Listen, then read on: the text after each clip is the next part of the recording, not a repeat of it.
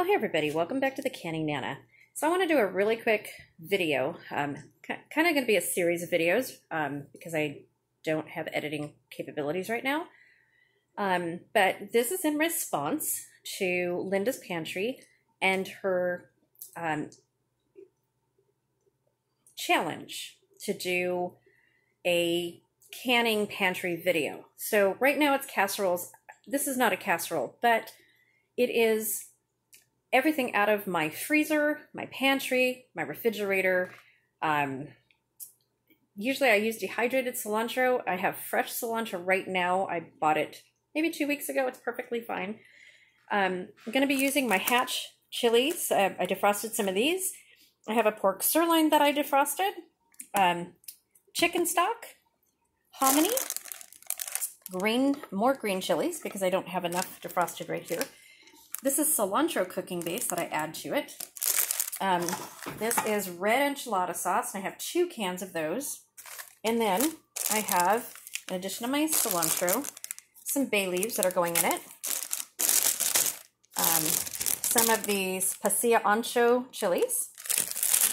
And some of these chili guajillo chili pots. There you go. Now you can see them. Okay.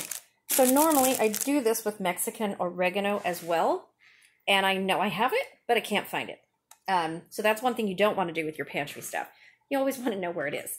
I just came back from a vacation, and I haven't really gone through all of my stuff yet, but it's in my pantry. I'm just not sure where it is. I haven't been here for a couple weeks, so or a week, I should say.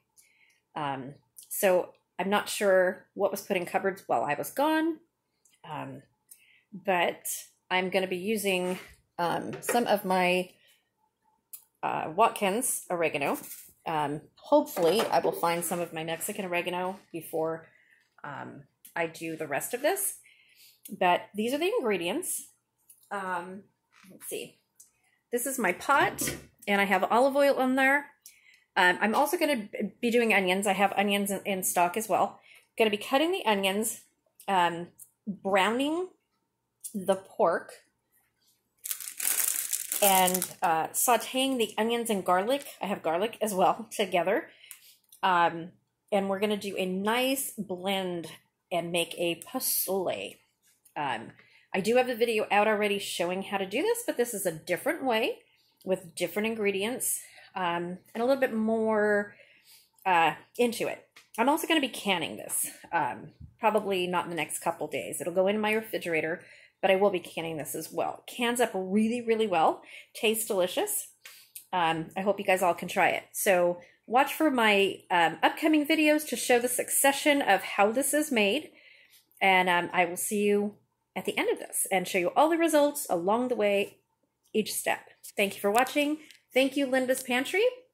Linda, you're great. You've taught me so much. And I accept this challenge. I know it's not a casserole. I'm sorry. I'll do a casserole next week. But I thought that this is a really interesting meal. And it's really between a soup and a stew. It's whatever you want to make it. And you can always put it in a 9x13 pan. Throw a little bit of cheese on it. And put it in the oven and bake it a little bit. Then scoop it out into bowls, and then I'll show you how I serve it. Thanks for watching, you guys. Thanks, Linda.